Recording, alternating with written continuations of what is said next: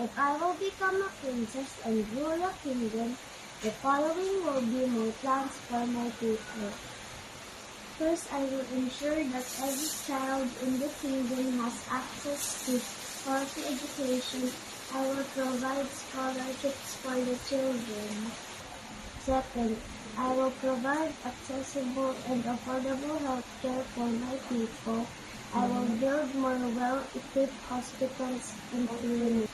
Third, I will preserve and protect the natural beauty of my kingdom. I will create protected areas for wildlife. Fourth, I will boost my kingdom's economy and create job opportunities. I will also organize and celebrate festivals. Then I will maintain peace and security within my kingdom. I will encourage active participations of my people for my kingdom's development. I will lead by example and continue to grow as a leader and princess of my kingdom.